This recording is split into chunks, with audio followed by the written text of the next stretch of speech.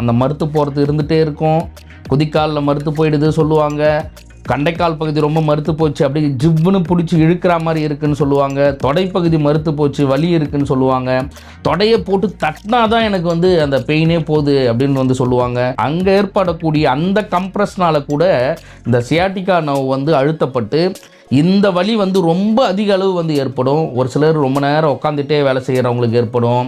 மாடிப்படி ஏறி ஏறி இறங்கிட்டு இருக்கவங்களுக்கு வந்து ஏற்படும். நிறைய குனிஞ்சு நிமிந்து வேலை செய்கிறவங்களுக்கு இந்த ப்ராப்ளம் வந்து ஏற்படும். ஏன்னா இந்த கருப்பு கவுனி அரிசியை ஏதாவது ஒரு வேளை உணவாவது நம்ம வந்து உணவாக நம்ம வந்து எடுத்துக்கணும்.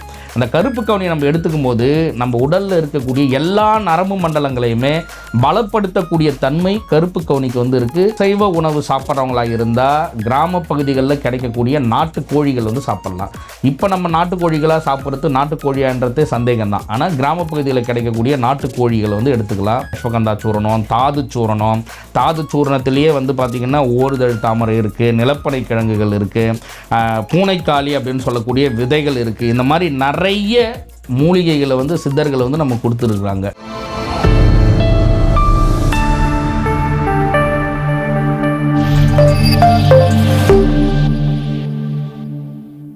காஸ்மோ ஹெல்த் நேயர்களுக்கு வணக்கம். நம்ம இன்னைக்கு பார்க்க போகிறது என்ன அப்படின்னா சயாட்டிகா பெயின். இந்த வலி பெருமளவு முதுகு பகுதியில் தொடங்கி தொடையுடைய பின்பக்கமாக கண்டைக்காலிலிருந்து குதிக்கால் வரையும் ரொம்ப அதிகமான நரம்பு இழுப்பது போன்ற வலியை வந்து கொடுக்கும். ஒரு சிலருக்கு வந்து ஆரம்ப காலங்களில் சும்மா மறுத்து போகிற மாதிரி இருந்துட்டு அப்படியே படிப்படியாக என்ன ஆகும் அப்படின்னா வலி வந்து தாங்க முடியாததாக இருக்கும். திடீர்னு சரியாயிடும், திடீர்னு மறுபடியும் வந்து பெயின் வந்துடும்.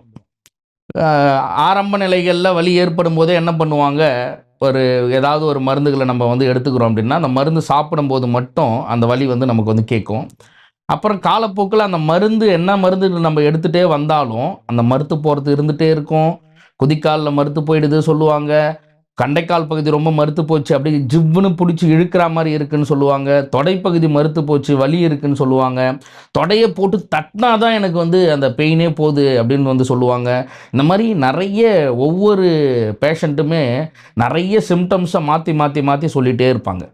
ஒரு சிலருக்கு இந்த டிஸ்க் பல்ஜ் அப்படின்னு சொல்லக்கூடிய இந்த L5, S1, S2 வந்து அந்த சவ்வு விலகல் ஏற்படும் போது அங்கே ஏற்படக்கூடிய அந்த கம்ப்ரஸ்னால கூட இந்த சியாட்டிகா நர்வ் வந்து அழுத்தப்பட்டு இந்த வலி வந்து ரொம்ப அதிக அளவு வந்து ஏற்படும். ஒரு சிலர் ரொம்ப நேரம் உட்காந்துட்டே வேலை செய்கிறவங்களுக்கு ஏற்படும். மாடிப்படி ஏறி ஏறி இறங்கிட்டு இருக்கவங்களுக்கு வந்து ஏற்படும். நிறைய குனிஞ்சு நிமிந்து வேலை செய்கிறவங்களுக்கு இந்த ப்ராப்ளம் வந்து ஏற்படும். ஏன்னா உணவு வந்து முறையற்ற உணவு வந்து நம்ம எப்போ எடுத்துக்க ஆரம்பித்தோமோ அதிலிருந்து நான் கடின உழைப்பு செஞ்சாலும் இந்த பிரச்சனைகள் வந்து ஏற்படுது. மிதமான உழைப்பு தான் செய்கிறேன், நான் கம்ப்யூட்டர் தான் பார்த்துட்ருக்கேன், அவங்களுக்கும் இந்த பிரச்சனை வந்து ஏற்படுது. இந்த மாதிரி காரண காரியங்களே இல்லாமல் இந்த சியாட்டிகா பெயின் வந்து நிறைய பேர் வந்து அவதிப்பட்டுட்டே தான் இருக்காங்க.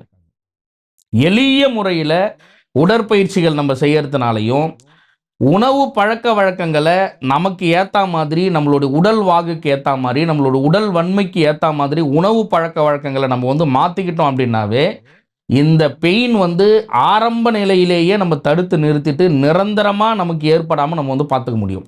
அப்படி இல்லை அப்படின்னா என்னென்ன சிகிச்சை முறைகள்லாம் நம்ம எடுத்தாலும் ஒரு சிலருக்கு ஒரு 110% பேருக்கு அறுவை சிகிச்சை தான் கடைசி தீர்வாக வந்து இருந்துகிட்டே வந்திருக்கு. மீதி 90% மக்கள் வந்து ரொம்ப ஈஸியாக அதை உணர்ந்து அதுக்கான உணவு முறைகளும் உடற்பயிற்சி முறைகளும் எளிய முறை சித்த மருத்துவ முறைகளையும் நம்ம வந்து எடுத்துக்கிறோம் அப்படின்னா ரொம்ப சீக்கிரமாகவே வந்து இந்த சியாட்டிகா பெயினை வந்து ரொம்ப சீக்கிரத்தில் வந்து நம்ம வந்து சரி பண்ணலாம்.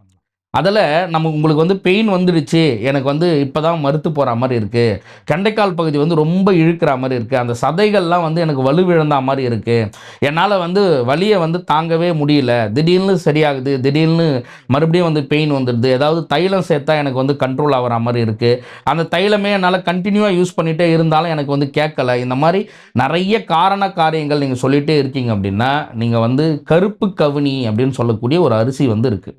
இந்த கருப்பு கவுனி அரிசியை ஏதாவது ஒரு வேளை உணவாவது நம்ம வந்து உணவாக நம்ம வந்து எடுத்துக்கணும். அந்த கருப்பு கவுனியை நம்ம எடுத்துக்கும் போது நம்ம உடலில் இருக்கக்கூடிய எல்லா நரம்பு மண்டலங்களையுமே பலப்படுத்தக்கூடிய தன்மை கருப்பு கவுனிக்கு வந்து இருக்குது. ரொம்ப சூப்பராக இருக்கும். அந்த அரிசி நீங்கள் கஞ்சி மாதிரி டெய்லி ஒரு வேளை நம்ம சாப்பிட்டுட்டு வரோம் அப்படின்னா கூட நம்ம உடலே வந்து ஒரு வன்மை அடைஞ்ச மாதிரி இருக்கும், இளமை திரும்பினா மாதிரி இருக்கும், நரம்புகள் எல்லாம் பலப்பட்ட மாதிரி இருக்கும். ஒரு ஒரு 10 நாள், அதிகபட்சம் ஒரு 10 நாள் நீங்கள் கண்டினியூவாக சாப்பிட்றீங்க அப்படின்னா ரொம்ப சூப்பராக வந்திருக்கும். அதுவும் இயற்கை முறையில் கருப்பு கவுனி எந்த ரசாயன உரங்களுமே இல்லாமல் விளைய வைக்கக்கூடியதாக நீங்கள் எடுத்துக்கிறீங்க அப்படின்னா ரொம்ப அற்புதமாக உடலுக்கு வன்மையை வந்து அளிக்கும். இந்த கருப்பு கவுனியை நிறைய இப்போ சாயங்கள் போட்டு அரிசிகள்லாம் வர்றதா கூட நிறைய பேர் வந்து நம்மளால சொல்கிறாங்க, கருப்பு கவுனியை எனக்கு வந்து ஒரிஜினலாக கிடைக்கல, கழுகுனா நிறைய சாயம் போகுது கருப்பு கலரில் அப்படின்லாம் வந்து சொல்கிறாங்க. கருப்பு கவுனி கஞ்சி நீங்கள் எடுத்துக்கிறீங்க, கருப்பு கவுனியை நீங்கள் உணவாக நீங்கள் எடுத்துக்கிறீங்க அப்படின்னா நம்ம உடல் வந்து நல்ல வன்மை அடையும். அது கூடவே நம்ம என்னென்ன உணவுகள்லாம் எடுத்துக்கலாம் அப்படின்னா, நீங்கள் வந்து நல்ல அசைவ உணவு சாப்பிட்றவங்களா இருந்தால் கிராம பகுதிகளில் கிடைக்கக்கூடிய நாட்டுக்கோழிகள் வந்து சாப்பிட்லாம். இப்போ நம்ம நாட்டுக்கோழிகளாக சாப்பிட்றது நாட்டுக்கோழியான்றதே சந்தேகம்தான். ஆனால் கிராம பகுதியில் கிடைக்கக்கூடிய நாட்டுக்கோழிகளை வந்து எடுத்துக்கலாம். அதே போல் நீங்கள் வந்து முருங்கைக்கீரை, முருங்கைக்காய், கேரட் இந்த மாதிரி உடலுக்கு வந்து வெப்பத்தை உண்டாக்கக்கூடிய உணவுப் பொருட்களாக, கத்திரிக்காய் இந்த மாதிரி வெப்பத்தை உண்டாக்கக்கூடிய உணவுப் பொருட்களாக நம்ம எடுத்துக்கிறோம் அப்படின்னா உடனடியாக இந்த பெயின், அதாவது வாதம் அப்படின்னு சொல்லக்கூடிய அந்த நோயை எந்த வழியாக இருந்தாலும் சித்த மருத்துவத்தில் வாதமாக தான் நம்ம வந்து எடுத்துக்குவோம். அந்த வாதத்தை போக்கணும் அப்படின்னா என்ன பண்ணணும்? வாதத்தை போக்குறது கொஞ்சம் வந்து நம்ம ஹீட் ஆக்கணும் நம்ம உடம்ப. அப்போ நம்ம உணவு மூலியமாகவே நம்ம உடலை வந்து நம்ம கொஞ்சம் சூடாக்குறோம் அப்படின்னா உடனடியாக இந்த வலி வந்து அந்த வேதனையிலேருந்து நம்ம வந்து விடுபட முடியும். ஆரம்ப நிலைகளில் இருக்கக்கூடிய எந்த வகையான வலிகளாக இருந்தாலும் உடலை வந்து சூடாக்கக்கூடிய உணவு முறைகள் நம்ம எடுத்துக்கும் போதே அந்த உடல் வலி வந்து உடனடியாக வந்து சரியாகும்.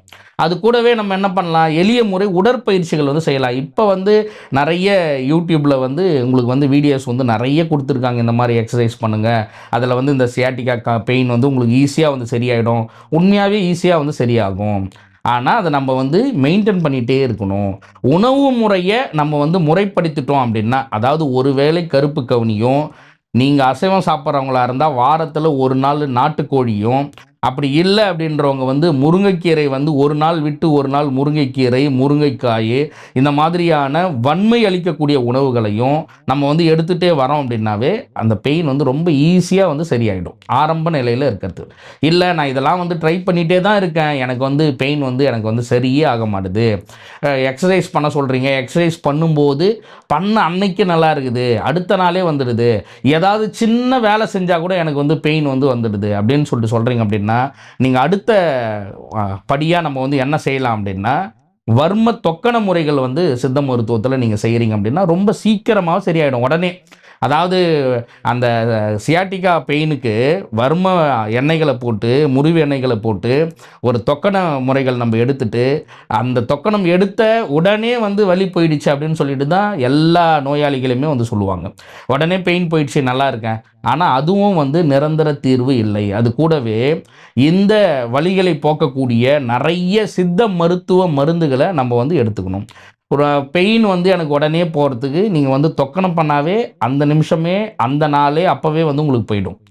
கண்டினியூவாக என்னால் வந்து தொக்கணம் செஞ்சுக்க முடியல, நான் மருந்திலே இதை நான் சரி பண்ணிக்கணும் அப்படின்னு சொல்லிட்டு நினைக்கிறேன் அப்படின்னா, நரம்புகளை வலுப்படுத்தக்கூடிய நிறைய மூலிகை மருந்துகளை வந்து சித்தர்கள் வந்து நமக்கு வந்து கொடுத்துருக்காங்க. அதுலேயும் வந்து அஸ்வகந்தா சூரணம், நார்மலாக நம்ம எடுத்துக்கக்கூடிய அஸ்வகந்தா சூரணம், தாது சூரணம், தாது சூரணத்திலேயே வந்து பார்த்திங்கன்னா ஓடுதழ் தாமரை இருக்குது, நிலப்பனை கிழங்குகள் இருக்குது, பூனைக்காளி அப்படின்னு சொல்லக்கூடிய விதைகள் இருக்குது. இந்த மாதிரி நிறைய மூலிகைகளை வந்து சித்தர்களை வந்து நம்ம கொடுத்துருக்குறாங்க. இந்த மாதிரியான மூலிகை மருந்துகளை முறையான சித்த மருத்துவர்களை நாடி நம்ம வந்து எடுத்துக்கிறோம் அப்படின்னா ரொம்ப சீக்கிரமாகவே இந்த சியாட்டிகா பெயின்லேருந்து விடுபட்டுடலாம்.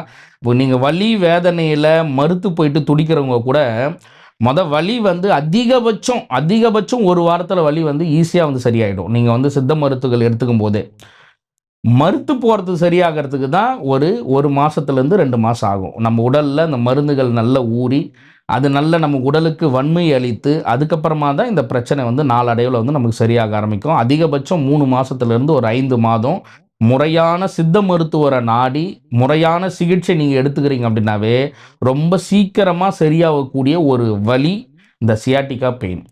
இதை வந்து ரொம்ப சீக்கிரத்தில் நம்ம வந்து சரி பண்ணிக்கலாம்.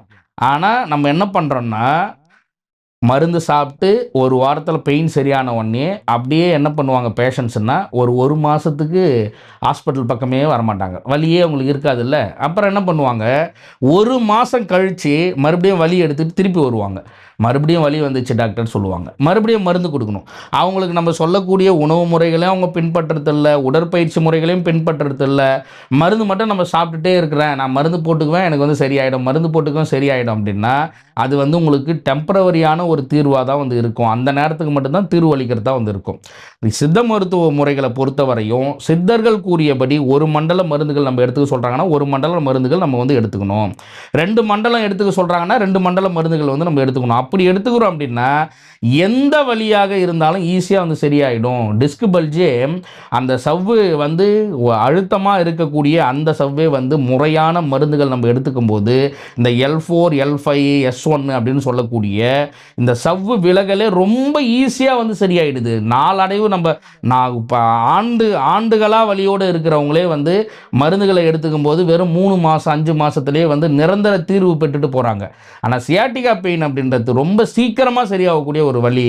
ஆரம்ப நிலையில் வரக்கூடிய இந்த சியாட்டிகா வலி லைட்டாக எனக்கு மறுத்து போகுது, லைட்டாக பெயின் இருக்குது அப்படின்னு சொல்கிறவங்க நம்ம என்ன பண்ணலான்னா, மத்தன், அதாவது ஊமத்தன், எல்லாருக்குமே வந்து தெரிஞ்ச ஊமத்தன் காய் சொல்லுவாங்க.